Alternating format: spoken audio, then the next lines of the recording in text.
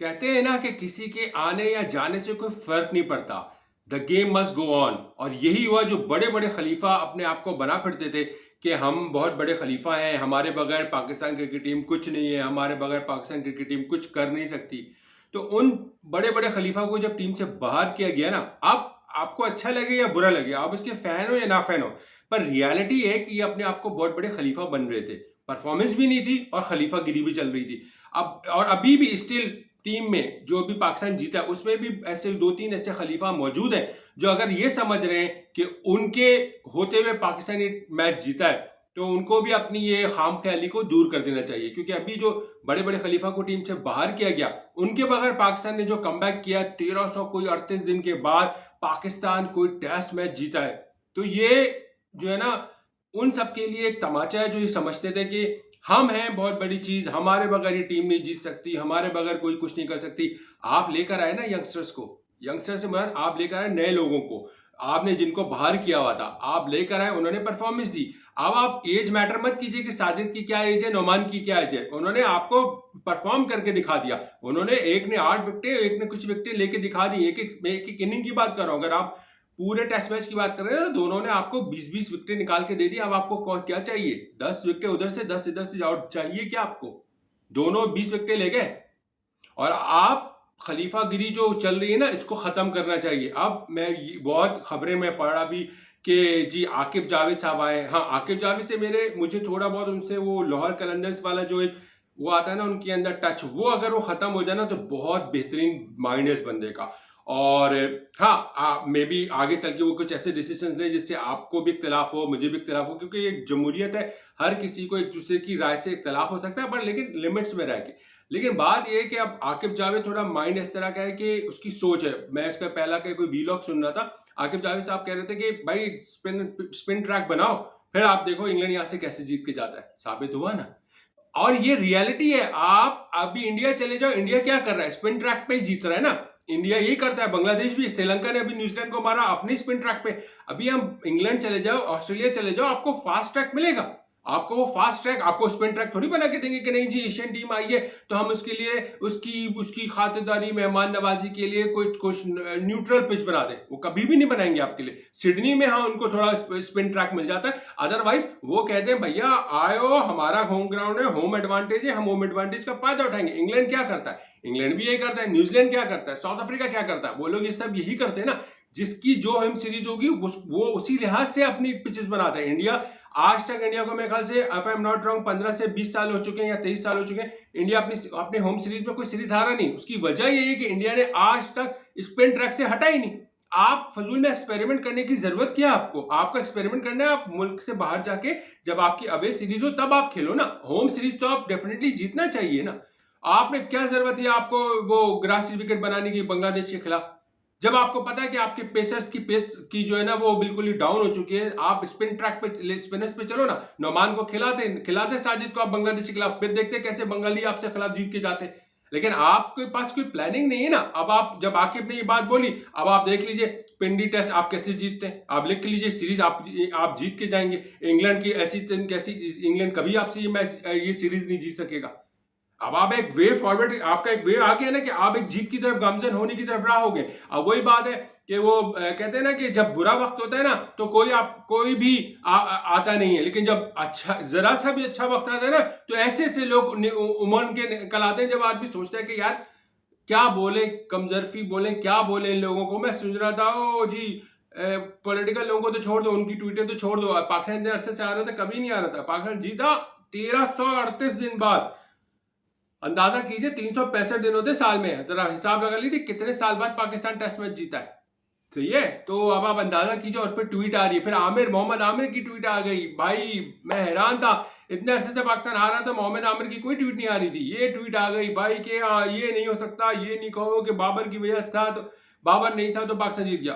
देखिए फैक्ट पे बात कीजिए। बाबर बहुत बड़ा खिलाड़ी है, लेकिन अगर फैक्ट पे बात करें ना, कामरान गुलाम ने किस पोजीशन पे बैटिंग की? कामरान गुलाम किसकी जगह आया? कामरान गुलाम बाबर आजम की जगह आया। कामरान गुलाम बाबर आजम की जगह आया था, किसी और की रिप्लेसमेंट नहीं थी। कामरान गुलाम बाबर आजम की जगह आया और बाबर आजम की पोजीशन पे आके उसने सेंचुरी मार दी। तो कौन बटन उस टाइम तक बन रहा था पाकिस्तान क्रिकेट टीम पे? इट मींस बाबर आजम बन रहा था, क्योंकि वो परफॉर्मेंस नहीं दे रहा था। बड़ा खिलाड़ी है, बड़ा चीज है, इज्जत सब जगह उसकी है, लेकिन रियलिटी ऑफ फैक्ट पे बात करें, जिस पोजीशन पे कामरान गुलाम ने खेला वो पोजीशन बाबर आजम की थी। रिप्लेसमेंट बाबर आजम की कामरान गुलाम ने की थी। तो कामरान गुलाम ने परफॉर्म करके दिया, तो बात तो बनेगी ना कि अगर बाबर होता तो शायद सेंचुरी ना बनती, शायद पाकिस्तान 300 प्लस स्कोर ना करता और शायद ये सिचुएशन ना होती। ठीक है, तो फर्क है, वाज़ेह फर्क है। बाबर को आज कोई 1 2 3 4 5 6 टेस्ट मैच के बाद बाहर नहीं किया गया, 17-18 इनिंग में फ्लॉप होने के बाद बाहर किया गया। सही है, तो ये है सिचुएशन। फिर उसके बाद रही बात थी शाहीन और नसीम शाह को बाहर किया गया। शाहीन और नसीम शाह जरा अपनी पेसेस देख लें, क्या उनकी पेस चल रही है, जरा अंदाजा कर लें। मैं आज टेस्ट क्रिकेट की बात नहीं कर रहा, अभी हम लोग बाहर ममालिक भी खेल के आए थे, रेड बॉल क्रिकेट की बात, व्हाइट बॉल भी। व्हाइट बॉल में क्या था, रेड बॉल क्रिकेट हम लोग ऑस्ट्रेलिया में खेल के आए, शाहीन की क्या परफॉर्मेंस थी आपसे मैं पूछ रहा हूँ। वहां तो पेसर्स चलते हैं, बहुत बातें कर रहे हैं लोग कि जी वो जी स्पिन ट्रैक पे, स्लो ट्रैक पे शाहीन और नसीम का कोई काम नहीं था। तो नसीम शाह तो इंजर्ड थे, लेकिन नसीम शाह की भी पेस एंड हो गई अगर आप व्हाइट बॉल क्रिकेट में देख लें। इसी तरह अगर शाहीन शाह अफरीदी की अभी पिछले जनवरी 2000 में हम लोग होकर आए थे, दिसंबर जनवरी में इंडिया ऑस्ट्रेलिया में, वहां तो फास्ट ट्रैक थी, वहां शाहीन शाह अफरीदी की क्या परफॉर्मेंस थी, मुझे सिर्फ थोड़ा सा कोई गाइड करते तो बता दे।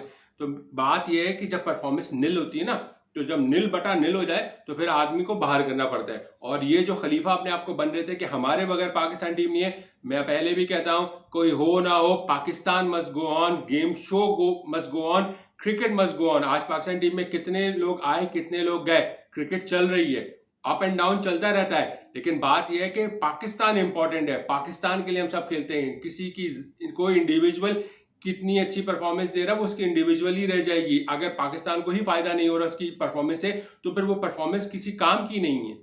आज आप सेंचुरी मार दो, आज आप विकेट ले लो और पाकिस्तान टेस्ट मैच हार जाए, पाकिस्तान वनडे हार जाए, पाकिस्तान T20 हार जाए, तो उसका कोई फायदा नहीं है ना। जब तक मैच विनिंग इनिंग आप नहीं खेलोगे, मैच विनिंग परफॉर्मेंस आप नहीं दोगे, चाहे आप बैटर हो चाहे आप बॉलर हो, तो वो तो फिर निल बटा निल ही परफॉर्मेंस रहेगी ना।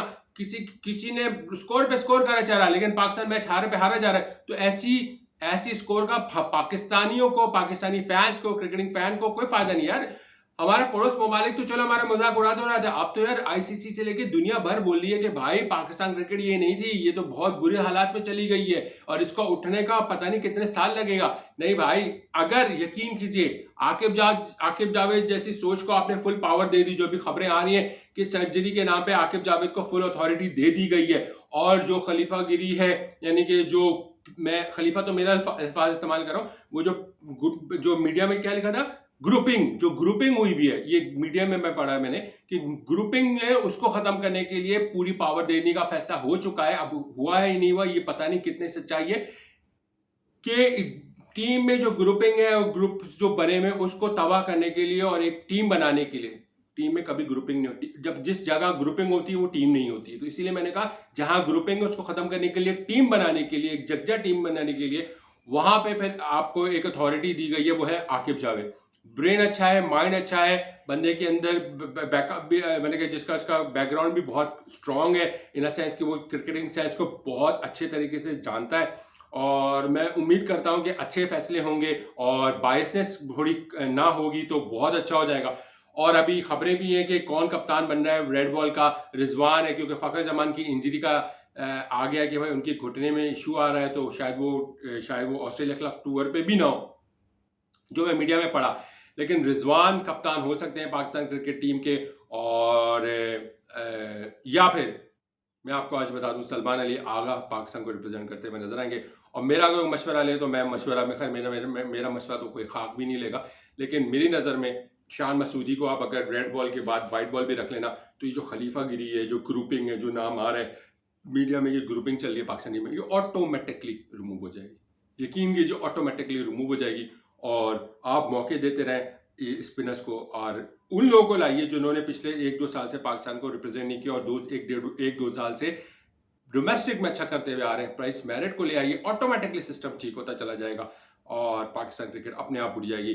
दिल से खुश हुई, देर आए दुरुस्त आए, 1338 दिन के बाद पाकिस्तान ये टेस्ट मैच जीता है। मेरे ख्याल से लास्ट बार जब जीता था, जब इमरान खान पाकिस्तान के प्राइम मिनिस्टर थे।